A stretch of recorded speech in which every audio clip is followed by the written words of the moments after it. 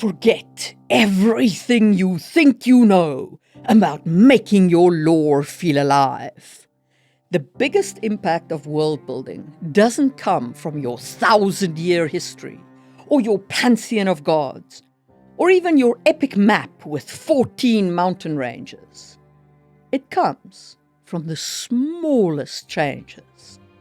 Today, we're diving into 7 blink them and you'll miss them world building details that are often overlooked, but are absolutely critical in making your lore feel deep, lived in, and unforgettable. These are the micro-lore moments that make your readers lean in and say, wait, that's cool, tell me more. So, let's get into it. Welcome to another episode of Just-in-Time World Building.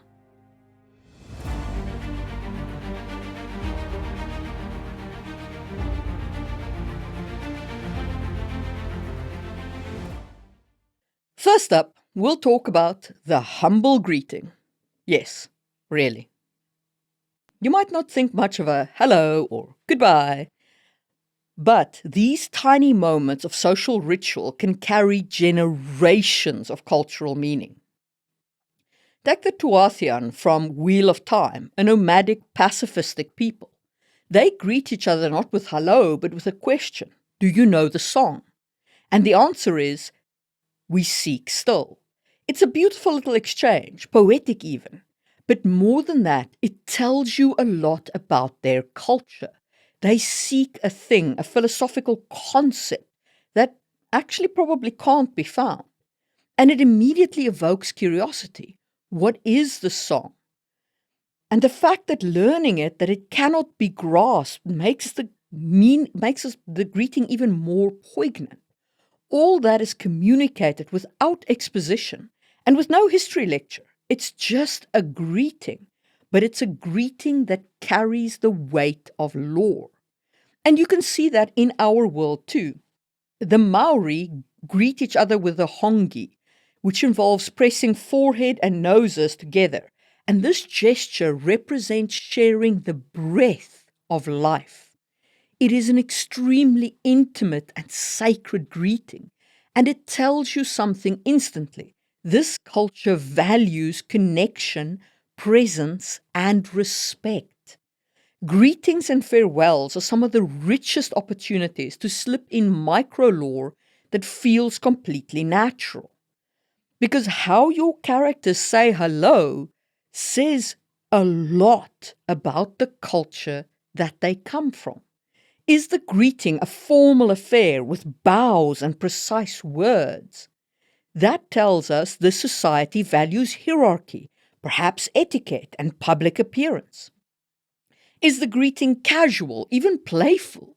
That hints at a culture of friendliness, informality, maybe even subversion of class norms. Do people avoid physical touch, or do they always touch hands, chests, and foreheads? And honestly, farewells are just as powerful. A parting phrase like walk in shadow might tell us that a culture sees darkness not as evil, but as a protective force. May your fire never die implies not only hardship, that one might need a fire to survive, but also a communal sense of care and endurance. Or maybe the farewell is something cryptic, like until the last bell rings. Why the last bell? What happens when it rings? These little phrases are folkways, and they act like cultural shorthand. They silently communicate values, peace, resilience, defiance, community, sorrow, hope. And because they're baked into conversation, you don't need to explain a thing. Readers or viewers absorb it without even realizing it. And that's the magic of the greeting. So when you're building your world, when you're creating your cultures, ask yourself, how do people greet one another? What does that reveal about how they see themselves or others or even the world around them? How does it tie into their ideology? Because the truth is, folkways like greetings aren't just words. They're world building in disguise. Next, we'll talk about food, specifically what your characters may and may not eat. Here's the thing. Food is not just about sustenance. It's about class, culture, status, and sometimes even survival. Let me take you to King's Landing, where the nobles are dining on roasted boar stuffed with onions and sweet plums, and they're sipping on imported wines spiced with cinnamon from halfway across the world. Meanwhile, in Flea Bottom, just a few streets away, the common folk are eating something called a bowl of brown. It's brown. That's all we really know about it. It might have meat in it. Could be rat, could be pigeon, could be yesterday's leftovers. No one asks, and no one wants to know. The difference between these two meals shows us, without a single stat sheet or info dump, how deep the class divide runs in Westeros. It tells us who has power, who has money, and who gets to eat well. It paints the city not as one place, but as two worlds living side by side. And honestly, it mirrors history. In medieval Europe, white bread, finely shifted, labor-intensive and expensive, was reserved for nobility. Peasants ate coarse brown bread. Same grain, different process. Even fish had class markers. Today, we think of salmon as a luxury, but back then, salmon was peasant food. The nobles wanted sturgeon. And as for spices, those were power in Europe. The spice must flow. No, not that spice, the other spice. Nutmeg, cloves, saffron. They were all symbols of status. Wars were fought over spice routes. A single nutmeg could cost a day's wages. Not because it tasted good, though it does, but because owning it showed that you were someone who mattered. So, how do you bring all of that into your world building? Start small. What's the cheapest thing a street vendor sells? And what's in it? Is it a sausage roll or some kind of pie? What's one food that only nobles can afford, and why? Is it so expensive because of the ingredients, the preparation, the origin? Maybe it's a dish made only during a festival, using a spice that only blooms once every 7 years. Or maybe the food itself isn't rare, but the right to eat it is, like there's a law that forbids commoners from eating red meat on certain days. If you're feeling industrious, you can expand. How is the food eaten? Are people expected to sit on the floor and share from one bowl as a sign of equality? Or does etiquette demand 100 utensils and absolute silence at the table, turning mealtime into a performance of status? These tiny culinary customs communicate so much. They silently tell your audience, this is a culture with deep inequalities. This is a people who have learned to survive on scraps. Or, this is a society obsessed with ritual and hierarchy, even in how they butter their bread. You don't need to explain any of that. You just show us one steaming bowl of questionable stew and one glistening roasted swan on a gilded platter. Your world building will say everything that we need to know. Before we get into the next tiny but mighty detail, a quick shout out to World Building Blueprints, my book on how to design a world from scratch, including cultures. If you've ever thought, how do I create realistic rituals, economies, or taboos? This book breaks it down into simple models you can use over and over. You'll find my full culture framework in there, including how to build out the folkways we discussed. And this isn't just theory. The book has over 80 worksheets and exercises. It is open for late pledges on Kickstarter until somewhere in November 2025, and afterwards will be available from my website or from bookstores in 2026. So links to all of that in the description. Alrighty, back to the tiny details. Next up, let's talk about fashion. This is not runway fashion, but world-building gold. Clothing, tattoos, jewelry, and other body decorations can do a lot more than just describe what your characters look like. It can communicate status, religion, profession, personal history, even political resistance, all without saying a word. Let's take an example from Cashield's Dart by Jacqueline Carey. In that world, courtesans known as the servants of Namaha receive something called a mark, a tattoo that is slowly inked along their back as they work off their contract. To an outsider, it might just look like body art. But in universe, that tattoo means freedom. A completed mark means you are a free agent. But more than that, it has a sacred connection. Namaha, their goddess of pleasure, lay with strangers so that Eloah, their god of love and head of their pantheon, could have food to eat. And it is said that she scored the back of those lovers that pleased her. And that's why Namaha's servants have marks. And there's so much lore packed into this single tattoo. Our world and its history is equally rich with clothing, tattoos, jewelry, and all of which have their own meaning. Think of the bindi in South Asian culture. To someone unfamiliar with it, it might look like a pretty sticker or a cosmetic dot on the forehead. But it actually carries deep spiritual and cultural meaning. The red bindi can signify a married woman, auspiciousness, or connection to the third eye, the seat of wisdom and insight. It's not just fashion or a decoration, it's identity. That's what makes clothing and body art and decorations and jewelry such a powerful tool in your cultural world building. Because even the smallest accessory can carry layers of lore. So ask yourself, does a certain color have sacred meaning in your culture? Maybe blue is reserved for the priesthood, and anyone caught wearing it falsely is punished. Or perhaps a silver pin shaped like a raven means you've survived a rite of passage, or served in a war, or lost someone to a specific illness. Silk might be more than just expensive. It might be connected to a specific culture.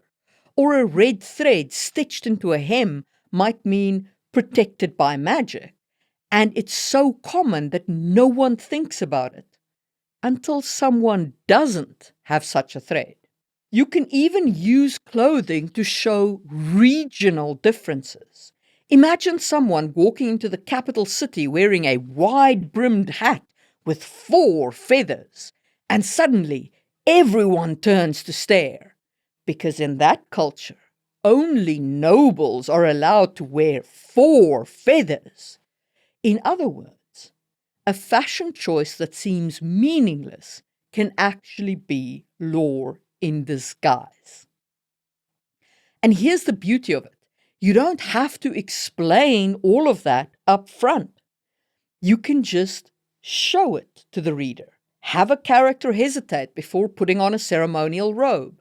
Show someone tucking a ring under their shirt when they enter a certain temple. Or watch a child refuse to wear a specific scarf because it's for grown-ups who have seen the mountain. In a sentence or two, your world just got richer and your culture just got deeper. So the next time you describe what your character is wearing, pause and ask yourself, what does this item say, not about them, but about their culture? Who does it connect them to? And what happens if someone wears it who shouldn't? Let your fabrics, your jewels, and your inks tell their own stories. So those are all everyday cultural matters, but culture isn't the only way to make your world feel lived in. So, let's talk about mundane items and deep history. This is one of my favorite tricks for making a world feel deep and lived in, letting the past echo into the present through mundane items. Obviously, I don't mean a history textbook wedged into the middle of your plot.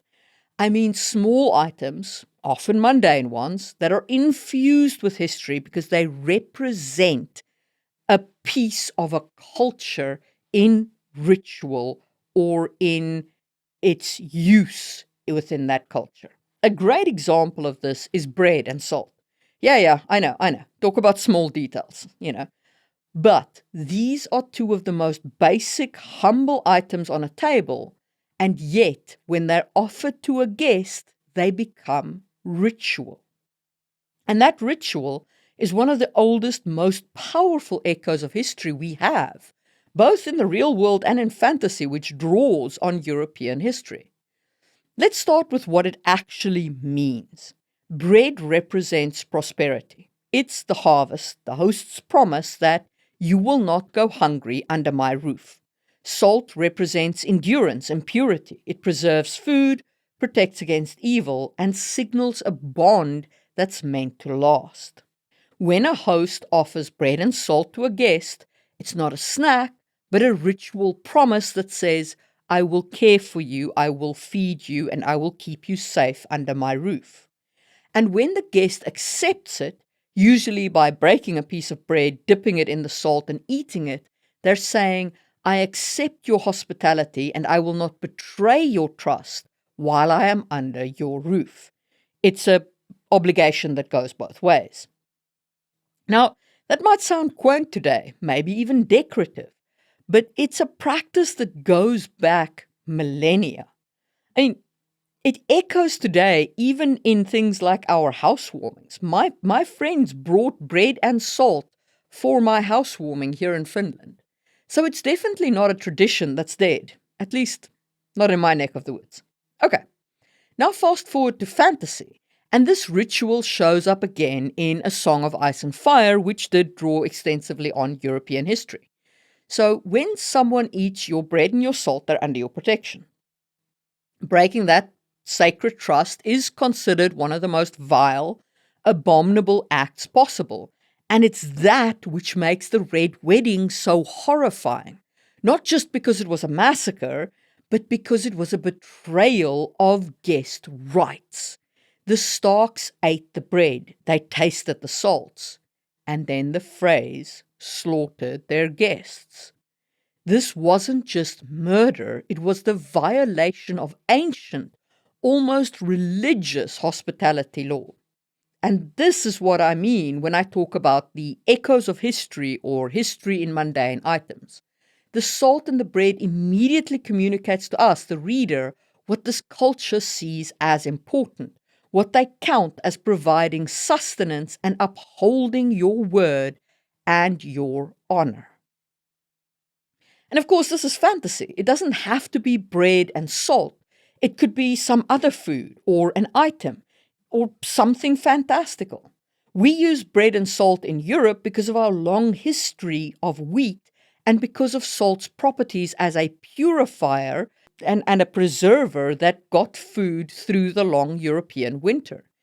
In your culture, it could be anything that shows us a physical part of the culture's past, something that they value, something that holds the weight of their history.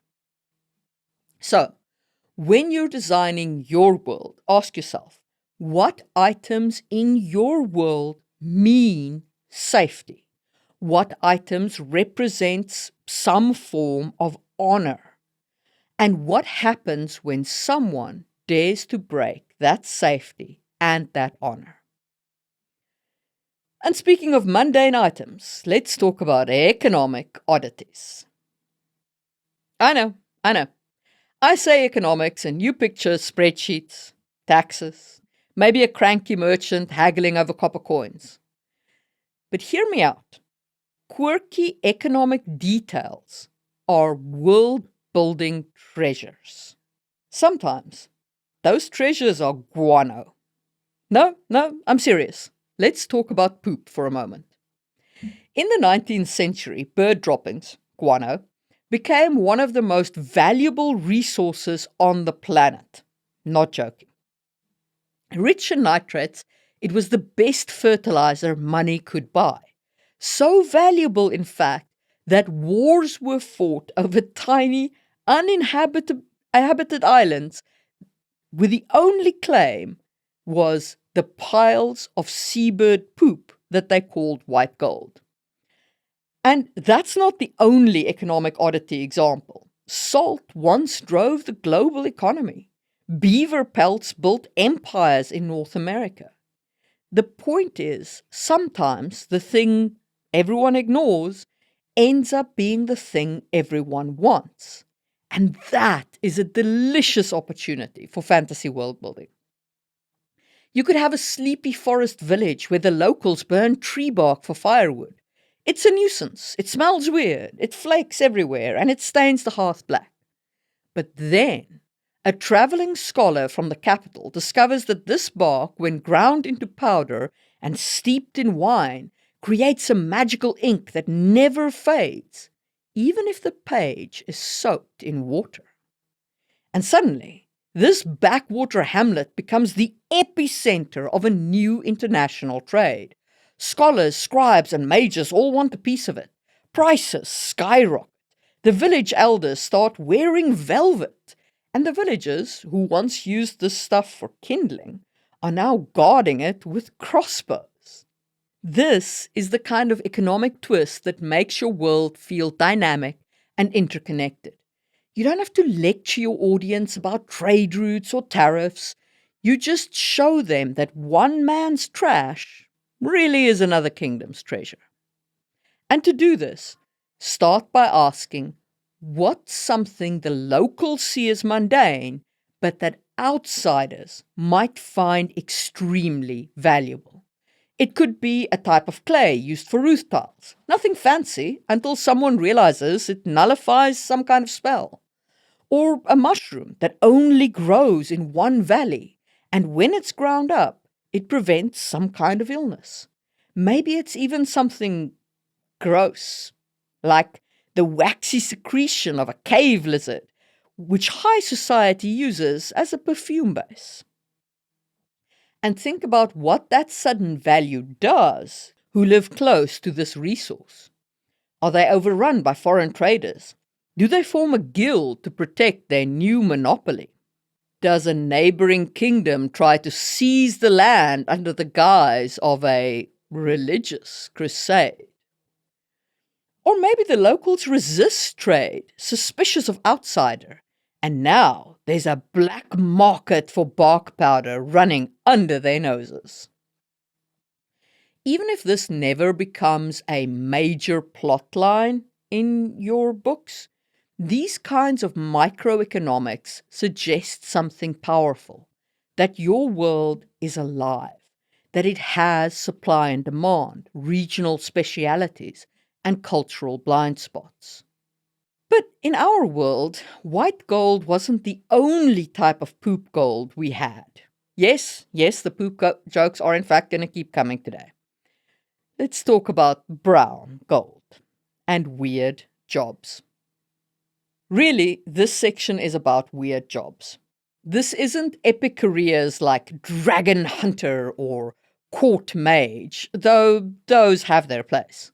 No, what I'm talking about here is tiny, hyper-specific professions. The kind of work that makes you go, someone gets paid to do that? So let's start with some real history, because the world has never lacked for weird work. And that brings us back to brown gold. In Victorian London, there were professional pure finders. Their job was collecting dog poop from the streets. They were pooper scoopers. I'll see myself out. No, wait, I won't. It's my house. Anyway, why was that a job, I hear you ask? Well, tanneries used dog poop to soften leather. Why they called it pure, I don't know, but they did, so it was called pure finders. However, There are other fun and weird jobs in our world in Victorian England. Before alarm clocks, people hired knocker-uppers, which is just amazing. Anyway, knocker-uppers. These folks would go around in the early hours of the morning, tapping on workers' windows with long poles to wake them up in time for their shifts. And then, the knocker-uppers had to be woken up early too, and it might have been knocker-uppers all the way down. But this kind of weird jobs helps us to understand the time and culture better. It shows us what was valuable to them. People didn't have alarm clocks, so they needed to be woken up. Tanneries needed dog poop, so there were people whose job it was to gather up dog poop. It shows the economic demands of a given culture very efficiently. And to apply it to your own world building, simply invent a job that seems weird but makes total sense in context. Let's say your world has floating cities tethered to the ground with great chains. You might need a chain oiler, someone who scales these massive links every morning to keep them from corroding in the mist. Or maybe there's a species of massive, slow-moving tortoises that pass through the desert once a year, and entire towns pack up and migrate on their backs. And given the environment, their poop, the tortoise poop, is the only combustible fuel available. So some poor sod has to scrape up tortoise poop and press it into bricks which can be burnt. These jobs do something incredibly important for your world. They show us what people actually do all day. Because most people in any society are not heroes, warriors, or chosen ones. They're goat herders, tooth-ink sellers, pure finders, or tortoise poop scoopers. And that creates the environment and economy of your world without info dumping. And speaking of work, let's move on to our final economic oddity, a great favorite of mine, petty guild drama. I love me a good guild feud, because sometimes the most believable and entertaining conflicts aren't grand. They're petty, they're local, they're political, and they're deeply human. For this one, I'm going to turn to my own world of Sangwell Chronicles, so indulge me for just a little bit and let me tell you about Somfa, the greatest trading city in the empire of Lumiaron. In Somfa, there's an ongoing mess known unofficially as the Shitstall War. Yes, we're still on poop. And yes, that's what it's called. It all started when the Merchants Guild decided to let unaffiliated vendors, journeymen, hawkers, and small traders, set up stalls outside their guild hall. Sounds pretty generous, right? Space was limited in the main market, so the guild offered the street outside their own building. Problem solved. Except no, because the other guilds were livid. Those stalls were crowding foot traffic and drawing shoppers away from the other guilds and generally were seen as a menace. So in protest, the neighboring guilds started dumping literal piles of dung outside the merchant hall every other night. Not metaphorical, actual animal dung. This escalated into what is now a long-running Cold War between rival trade groups. The merchants, for their part, now pay to have the streets cleaned daily, meaning the shit stalls, which is what those vending spots are now known as, ironically sit on the cleanest cobblestones in the city that are scrubbed daily. No one knows who'll win this battle of the shitstalls. Everyone pretends it's beneath them.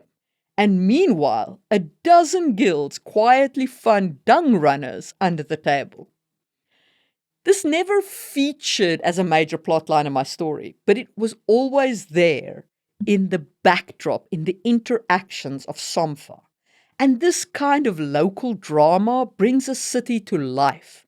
Not everything in your world needs to be high stakes. Sometimes the stakes are insultingly low and still deadly serious to the people involved. And honestly, most of your readers are 100% going to be there for the pettiness. So in your world building, think about how these small, structured guilds might clash over resources, access to sales spots, or even access to labor. You don't need an entire subplot for this, just a sentence or two here and there that implies a backdrop of local tension and behind the scenes maneuvering. As I say, the shitstalls only feature once or twice in my books, and they're never the main plot, but people remember them and laugh about them, and it makes the world feel real. So, the next time you're thinking about power structures in your world, zoom in. Forget the kings for the moment. Look at the guilds, the trade unions, and the market boards. That's where real chaos lives. These kinds of details, these micro moments, are what make a world feel alive. They don't just tell us how your world works, they tell us how it feels to live in your world. So think about how people say hello, what they eat, and what that says about their class, what they wear, and what that says about their past, what mundane items they use in their rituals, and how that shows their history, what weird items hold enormous value in their world, what strange jobs are created by those items, and what petty feuds fuel the gossip in their towns. And if you made it this far, drop a bread emote in the contents and hit that thumbs up button to show me you liked the video. If you enjoyed this video, you'll probably like my video on how to use history to create a fantasy plot, and it'll be on screen now. And as always, thank you to my channel members, especially the Just-in-Timers of the Stone tier, Tony Lamanna, Katie Coffee Mug, Epic Necromancer, Tony Lamanna, Katie Coffee Mug, Epic Necromancer JM, A. Walyard, Neil Buckley, and Laura Bones 79, along with everyone in the wood and straw tiers. Your support keeps this channel alive. Thanks for watching, and I'll see you soon for another episode of Just in Time World Building.